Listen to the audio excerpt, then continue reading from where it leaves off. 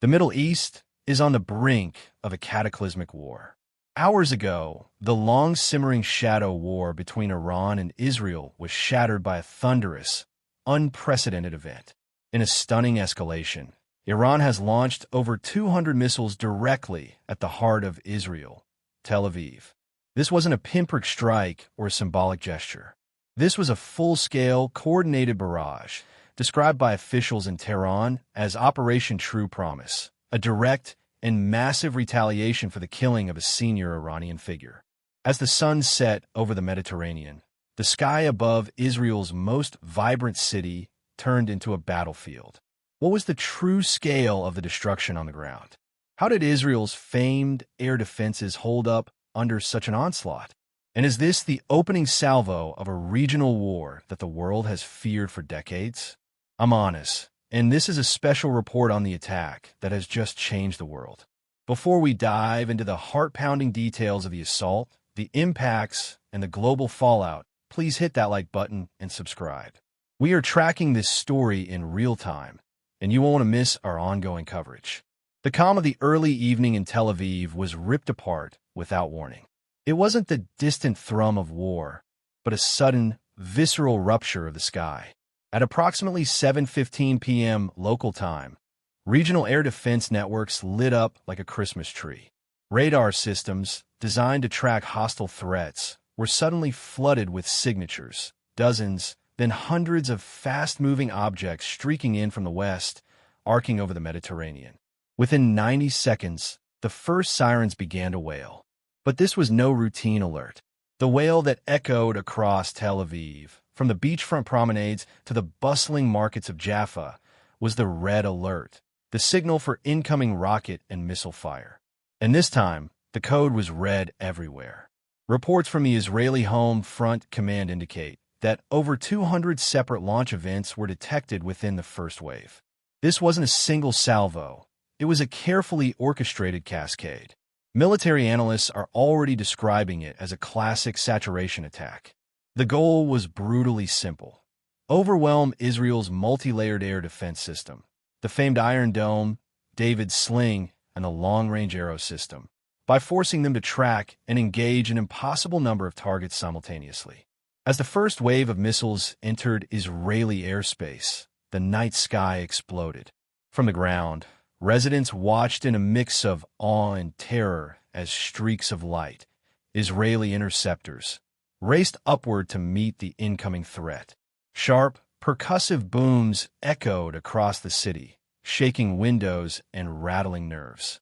For every bright flash of a successful interception high in the atmosphere, there was a chilling moment of silence as people waited to see if the next flash would be on the ground. And then, the first impact. The first confirmed ground impact occurred in an industrial zone on the southern outskirts of Tel Aviv. A massive fireball erupted, visible for miles, as a missile, or its debris, slammed into a warehouse complex. Secondary explosions suggested the presence of stored materials, compounding the initial damage. Almost simultaneously, reports flooded in from other districts.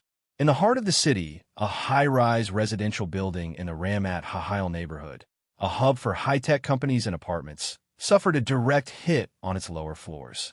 The structural integrity of the building was compromised, with the lower facade completely blown inward.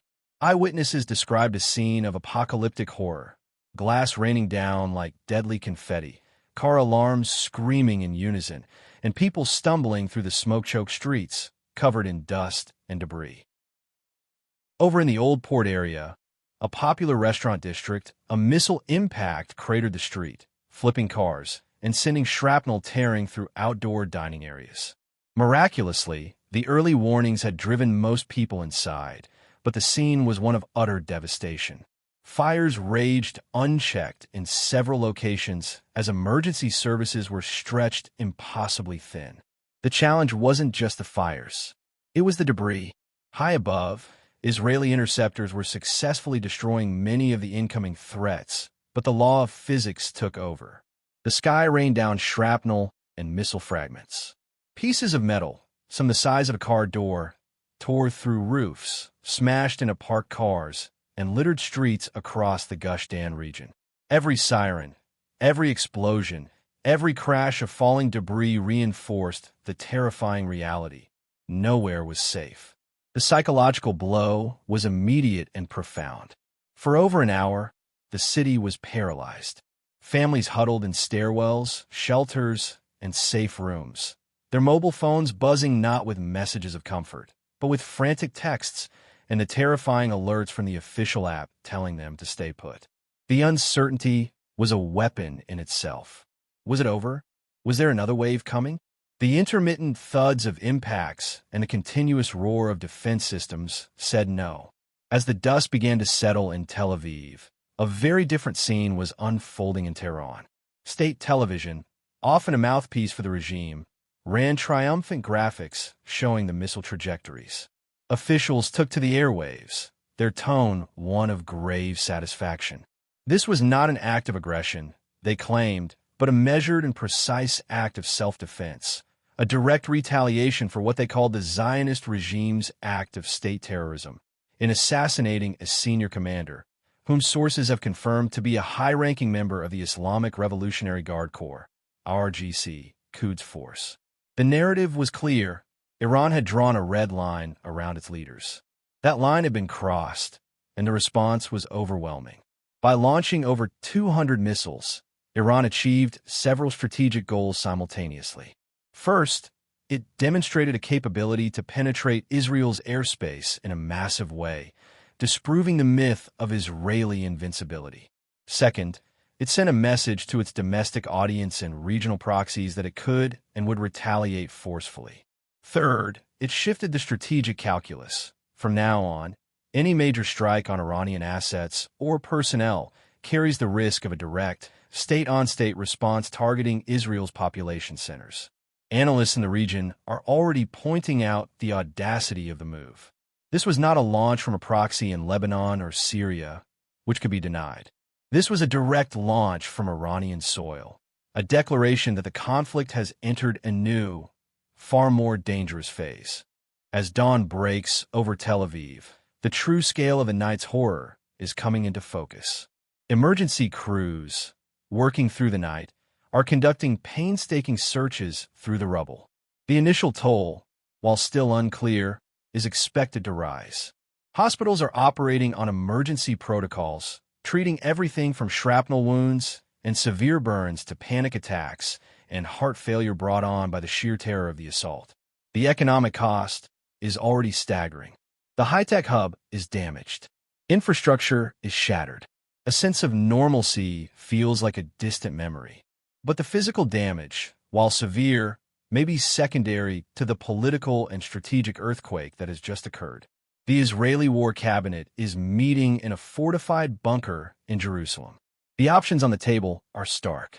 A limited, symbolic response would be seen as weakness after such a blow. A massive, devastating retaliation on Iranian nuclear or military facilities risks triggering a full-blown regional war, one that could draw in Hezbollah from the north, which possesses an even larger and more precise missile arsenal. The world watches with bated breath. In Washington, the president has been rushed to the Situation Room. In Moscow and Beijing, officials are urging restraint, but their words carry little weight against the thunder of explosions. The United Nations Security Council is set to convene for an emergency session, but diplomacy feels impotent in the face of live ammunition. The events of the past 12 hours are not just another chapter in the long, bloody history of the Middle East. They're a rewriting of the book. The era of the shadow war is over. The era of direct, large-scale confrontation may have just begun. The question that now hangs in the air, heavier than the smoke over Tel Aviv, is, what next? Will this devastating barrage be the peak of the escalation, a brutal but finite exchange that allows both sides to claim victory and step back from the brink? Or is it the spark that ignites a tinderbox, a prelude to a catastrophic war that engulfs the entire region? One thing is terrifyingly clear. The landscape of the conflict has been irrevocably altered. The lives lost, the city scarred, and the sense of security shattered are not just the consequences of last night's attack. They are the foundation for whatever happens next. And as the world holds its breath, the only certainty is that the future is now more uncertain and dangerous than ever before. We will continue to bring you updates as this story develops. Thank you for watching.